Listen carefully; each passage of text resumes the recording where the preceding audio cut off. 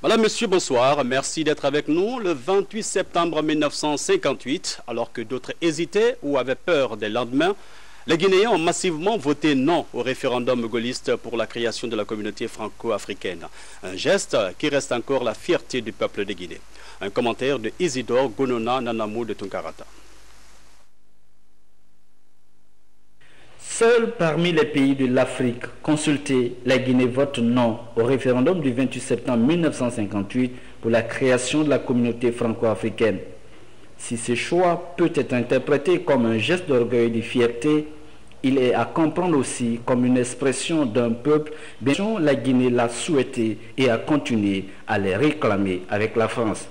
Cependant, reprenant l'alternative qu'il a posée lors de son voyage africain en août 1958, le général de Gaulle analyse ce vote comme une volonté de rupture avec la métropole par rapport aux autres pays qui acceptent d'intégrer le Touré pour tirer les conséquences de cette sécession qui se traduira par le départ immédiat des agents de l'État, le repli rapide de l'armée et de la gendarmerie française et la suppression des aides financières et douanières comme la remise en cause de la garantie pour le projet Concoré de production d'électricité.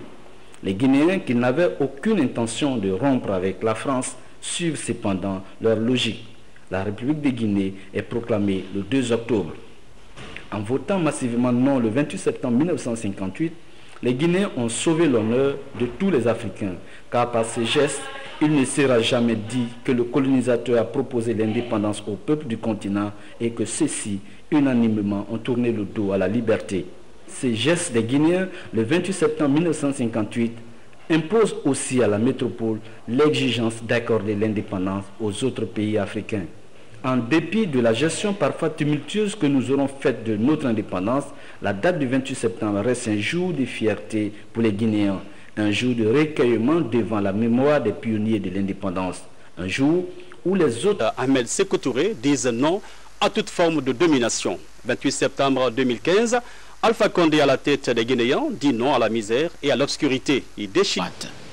Aujourd'hui, l'heure est à l'inauguration de cette œuvre. Nombreuses sont les personnalités qui sont venues des 4 coins du monde pour prendre part à la cérémonie du 80 mètres et de diamètre 6,3 mètres. Il y a un vidangeur de fond au besoin pour nettoyer la retenue.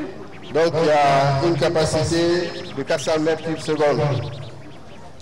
Pour réaliser tout ce programme au niveau du barrage, il a fallu excaver 1 200 000 mètres cubes de grabat et utiliser 320 000 mètres cubes de béton.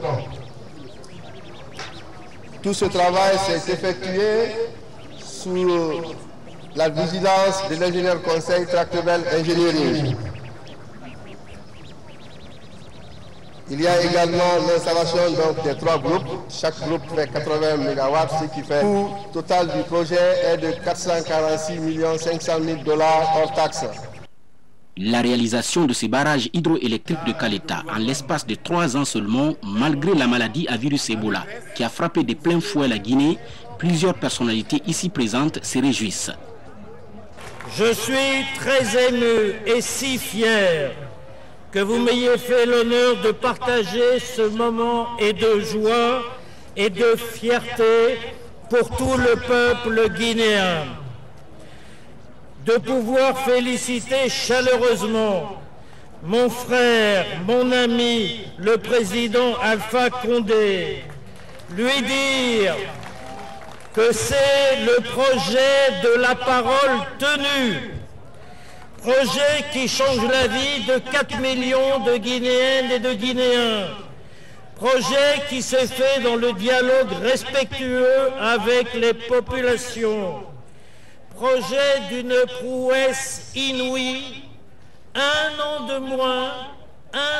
de moins que promis, ce qui paraissait déjà impossible, et le tout malgré Ebola. À l'heure actuelle, les 3 groupes électrogènes sont raccordés au réseau sans recours.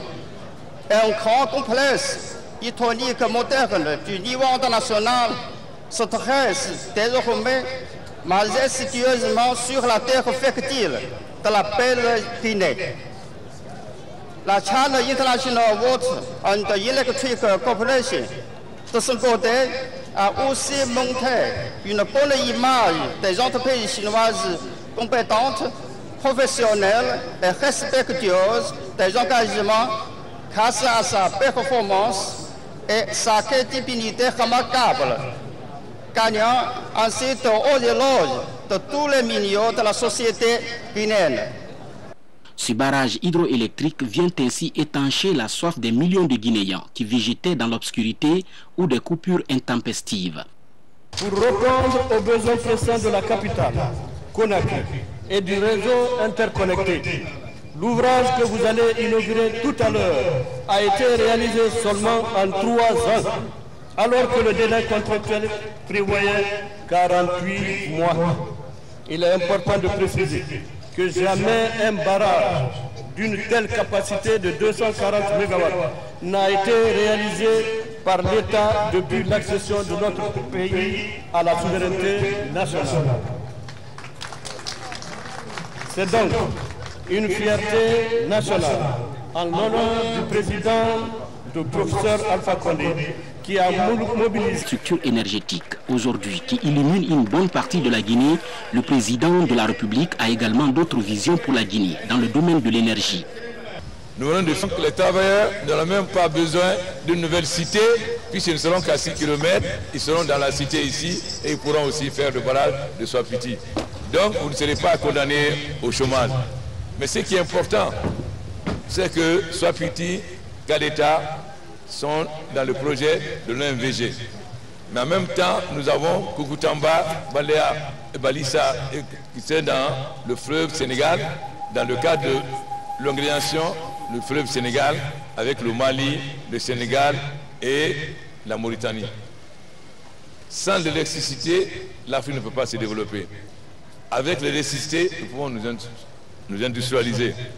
Et nous ne verrons plus nos enfants mourir dans les eaux de la Méditerranée parce qu'ils sont des espèces de l'Afrique. Comme du 28 septembre 1958, 2 dates qui restent désormais gravies dans les annales de l'histoire de la Guinée. Un grand honneur qui revient ainsi au professeur Alpha Condé, de cette infrastructure énergétique d'une puissance de 240 MW. Le château d'eau de l'Afrique de l'Ouest peinait à donner de l'électricité à ses populations. Le chantier de Kaleta, initié par le professeur Alpha Condé, est achevé et le courant est désormais à la maison, 24 heures sur 24. À l'inauguration de ce barrage de Kaleta, des chefs d'État... Bon, mais d'abord, féliciter notre frère et ami, le président Alpha Condé, pour cette magnifique réalisation de notre ami Jean-Louis Borloo qui anime ce projet pour l'Afrique. Et donc la réalisation de ce projet et son inauguration un certain 28 septembre et tout un message lourd de symboles. Donc, et nous pensons que c'est un message pour toute l'Afrique. Dans tous nos pays, nous nous efforçons de faire un peu la même chose pour donner l'électricité aux peuples africains, parce que nous pensons que sans l'électricité, il n'y aura pas de véritable développement pour l'Afrique. Merci à Alpha de nous avoir associés à cette magnifique cérémonie. Tous ceux qui ont contribué à ce succès. Et nous pensons aussi que la coopération entre l'Afrique et la Chine est en train de marquer des points, cela a été dit, qui est en train de suivre son chemin et qu'avec la volonté politique qui caractérise ses dirigeants, elle va se libérer. C'est donc un bon message que nous recevons de la Guinée aujourd'hui. Nous sommes très heureux, nous remercions le président, le gouvernement et le peuple guinéen qui a toujours été pour l'Afrique à la pointe des combats. Comme on le sait, l'Afrique manque cruellement d'infrastructures et en particulier d'infrastructures énergétiques.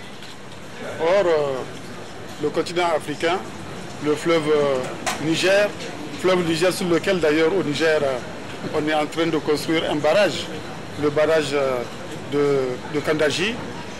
Donc grâce à lui, ce paradoxe d'un pays qui est château d'eau et qui manque d'électricité, ce paradoxe est en train d'être surmonté. Quand on survole Conakry la nuit, il y a quelques mois, il y a quelques années, on ne voit que l'obscurité. Et aujourd'hui, Conakry ressemble à un diamant quand on survole Conakry la nuit.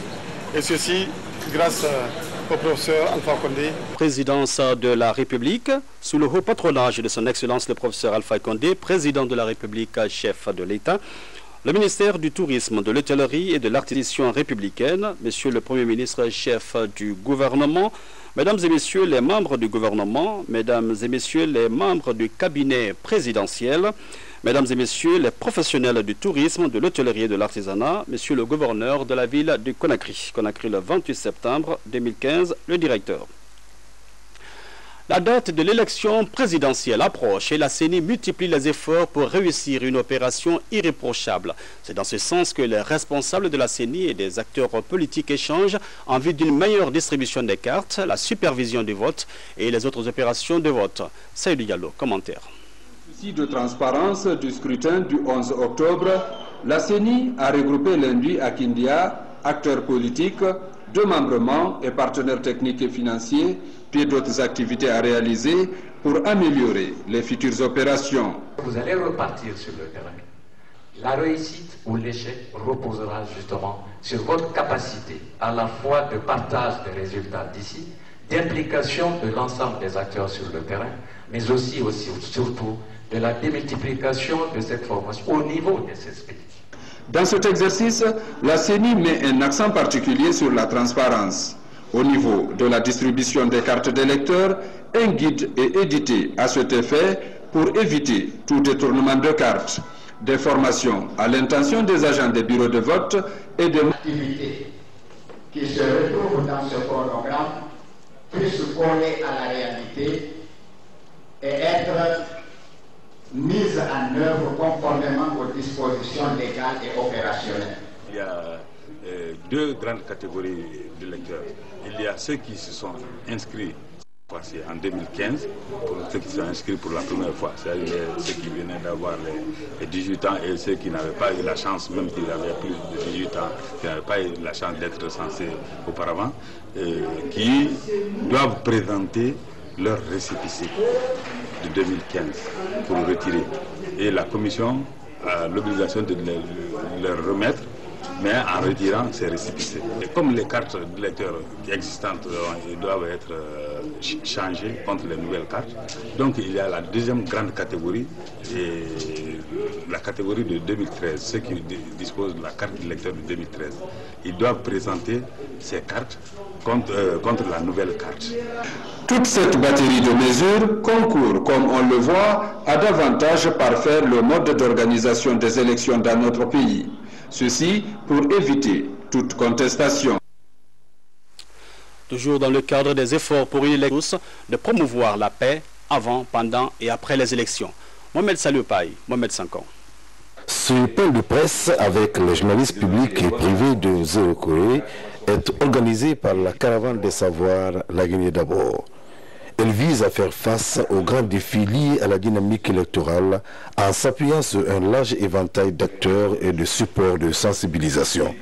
Son objectif est de sensibiliser les électeurs quant aux enjeux des élections comme une élection, quant au risque de conflit électoral et à soutenir des promoteurs de paix locaux pour faire avancer la cause de la démocratie.